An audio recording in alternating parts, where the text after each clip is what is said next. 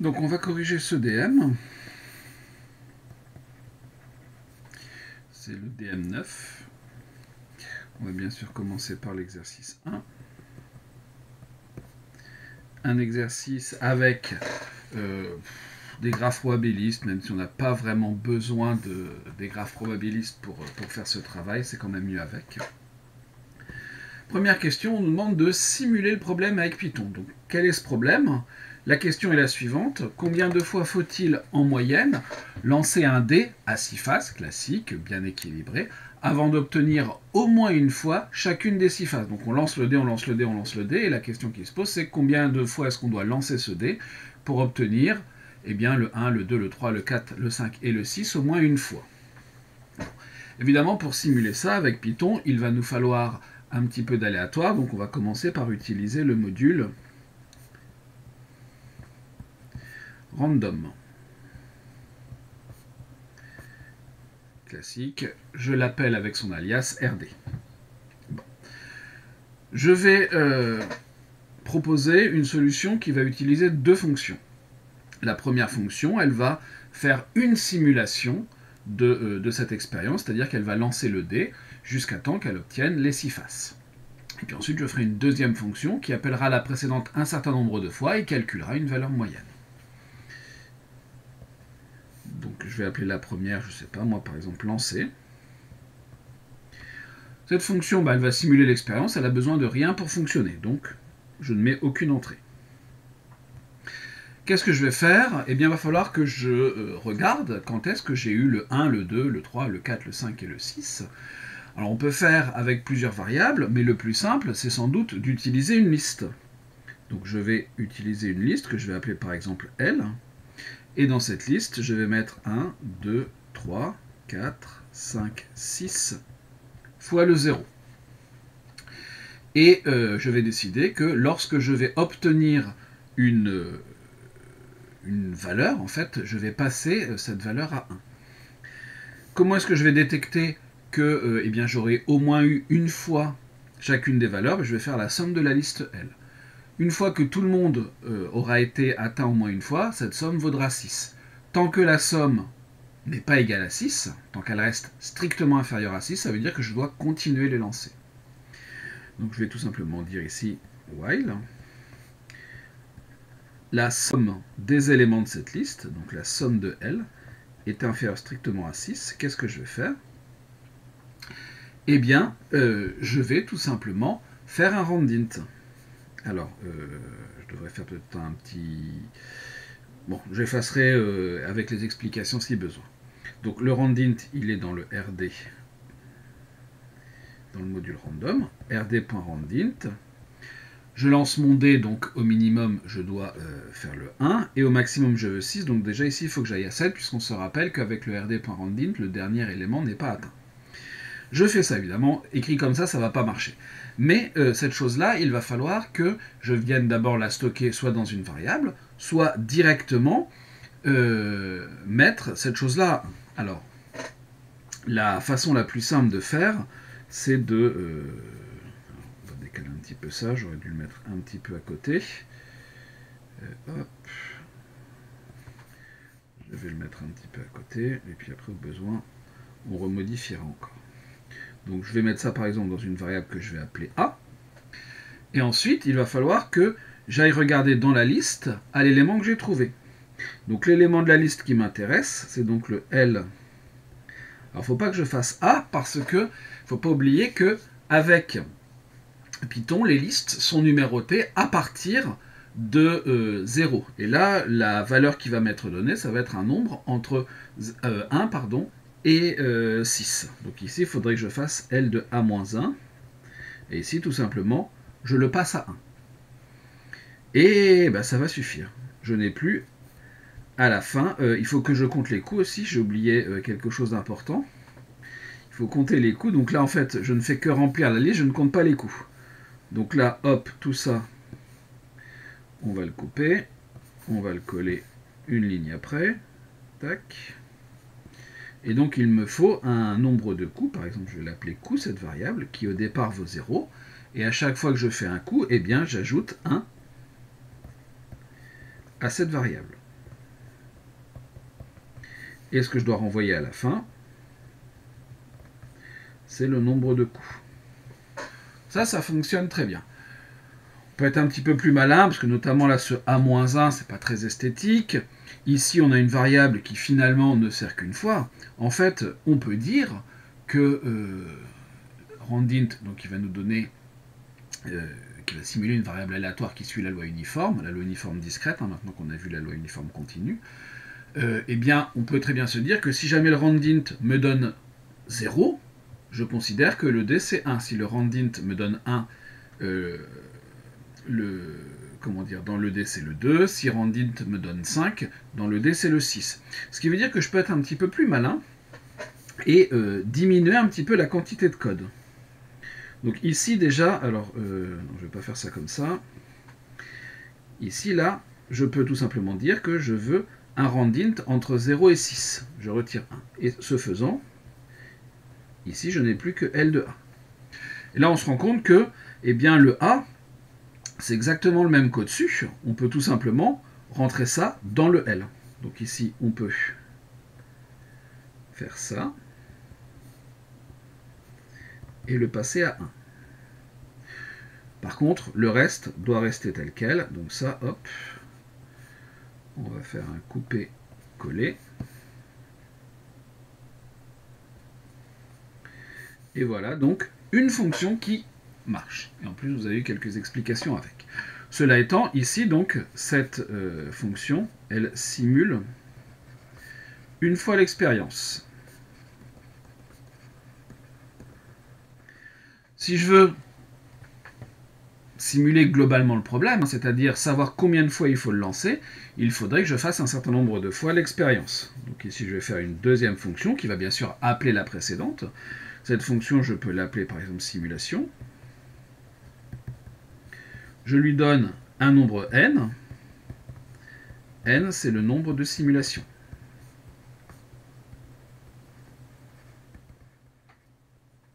Je vais compter le nombre de coups total. Donc, par exemple, je vais appeler la variable ct pour nombre de coups total. Au départ, je l'initialise à 0. Ensuite, je sais exactement combien de fois je veux faire ma simulation. Je vais la faire une fois. Donc, for i in range n. Et je vais prendre ma variable ct et je vais lui ajouter le nombre de coups. Donc, je fais une fois ma simulation de lancer. Et une fois que j'ai fait ça, quand je suis sorti de ma boucle, j'ai fait toutes mes simulations, je n'ai plus qu'à renvoyer. C'était sur n, renvoie une valeur approchée de la valeur. On lance ça. Il faut en moyenne 14,7 lancés.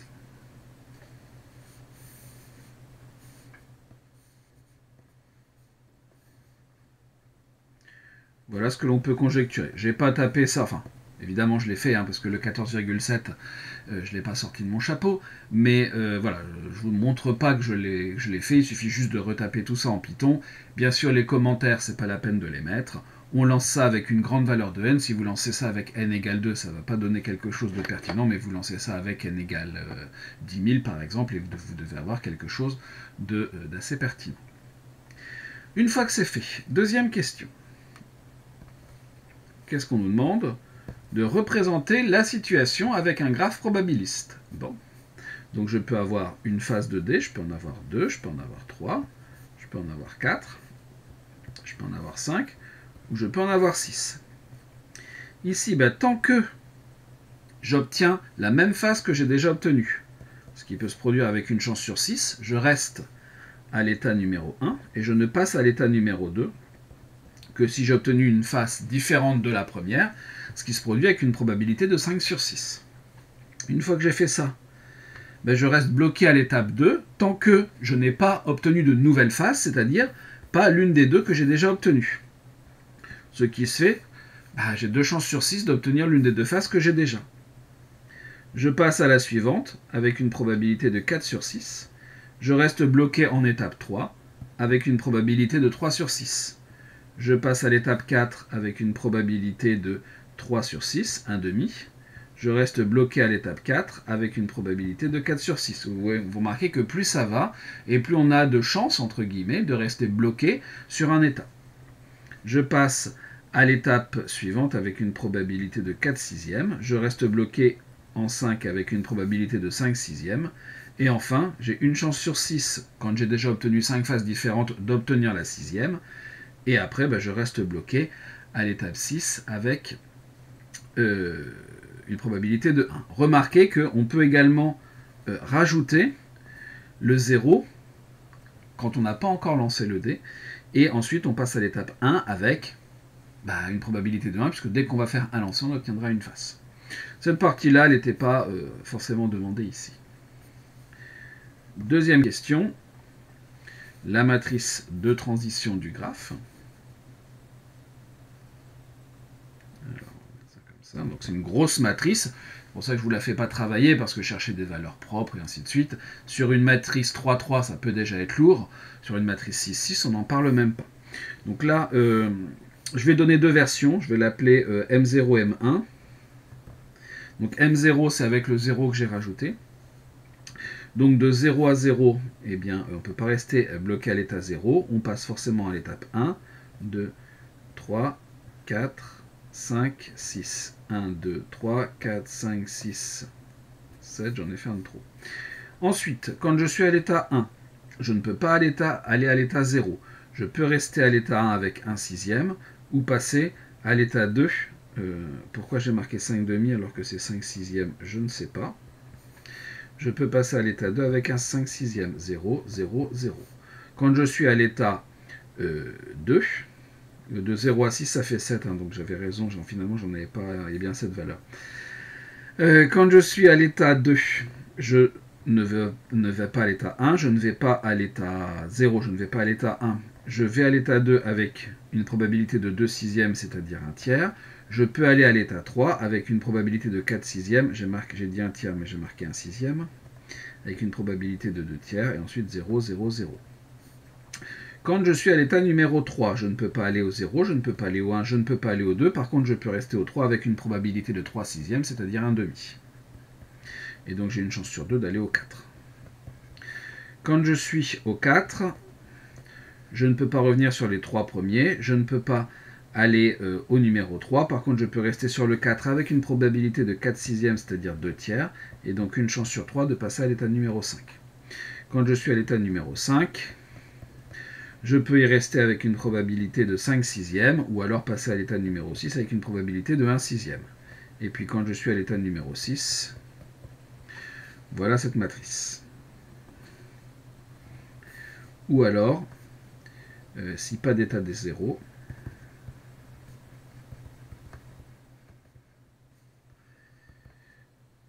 donc ici, en fait on a la même matrice, mais qui n'a pas la première colonne finalement. Ni la première ligne en fait, on a cette partie là. Donc on va avoir 1 sixième, 5 sixièmes et 4 zéros. 1, 2, 3, 4. Ensuite on a 0, 1 tiers, 2 tiers, 1, 2, 3, 0. 0, 0, 1 demi, 1 demi, 0, 0. 0, 0, 0, 2 tiers, 1 tiers, 0. 0, 0, 0, 0, 5 sixièmes, 1 sixième, 0, 0, 0, 0, 0, 1. Voilà donc une autre possibilité. Je vais l'appeler M1. De toute façon, on n'a pas vraiment besoin de la matrice ici. Question C. Donnez la loi de X1. X1, qu'est-ce que c'est? Eh bien, c'est la loi de la variable qui est obtenue, qui est égale au nombre de faces obtenues après un lancer. X1 de oméga, c'est donc le nombre de faces différentes obtenues après un lancer. X1 de oméga, c'est 1. L'état initial V1, C'est donc forcément 1, 0, 0, 0, 1, 2, 3, 4, 5, 6. Question 3. Des questions un petit peu plus intéressantes. On se donne un i, c'est 3, 1, appartenant à un 5, et on se demande quelle est la loi de yi. yi donne le rang du premier succès, avoir une face différente. Alors, je vais essayer d'écrire mieux. Différente des i-faces déjà obtenues.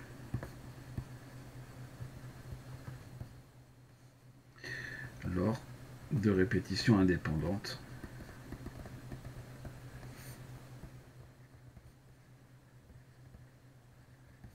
de lancer de dés. La probabilité de ce succès, alors je vais plutôt dire la probabilité de l'échec, parce qu'elle est plus facile à trouver, est i sur 6. Fatalement. Donc le succès, donc la proba du succès,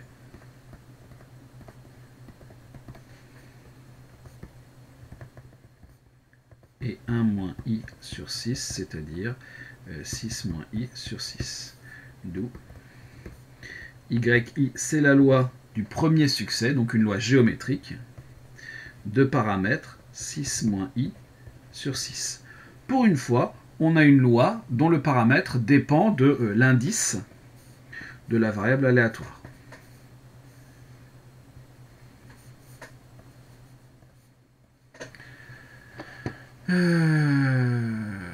Donner son espérance et sa variance, eh bien l'espérance de yi, c'est donc 6 sur 6 moins i. La variance, on n'en a pas besoin.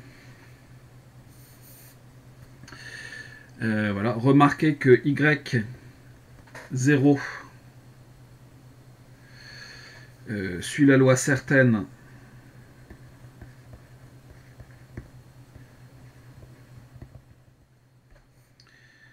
égale à 1.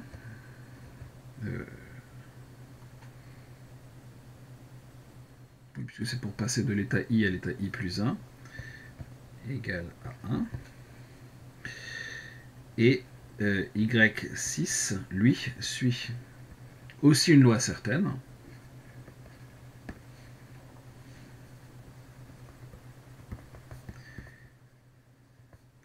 égale à 0, puisqu'on ne peut pas passer à l'état 7. Question B. Soit t égale déterminer e de t par linéarité.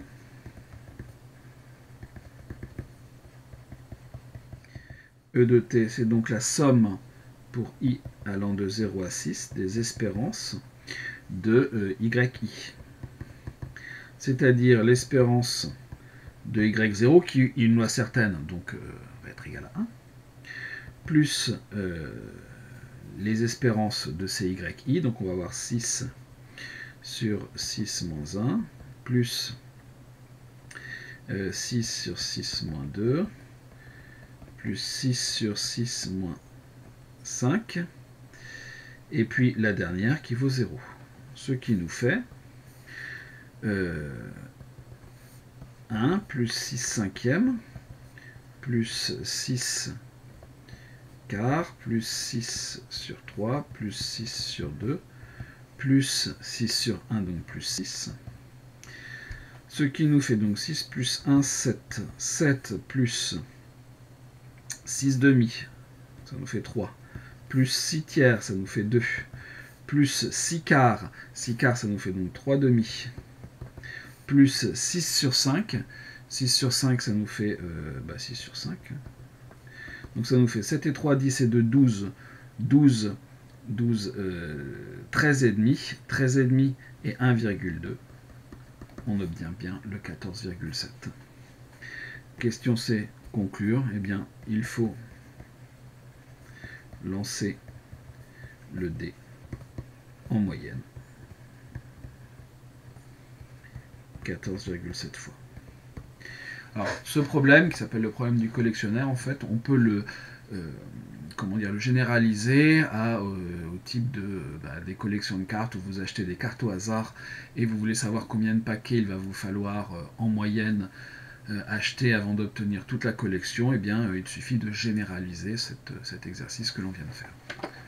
Voilà pour ce premier exercice.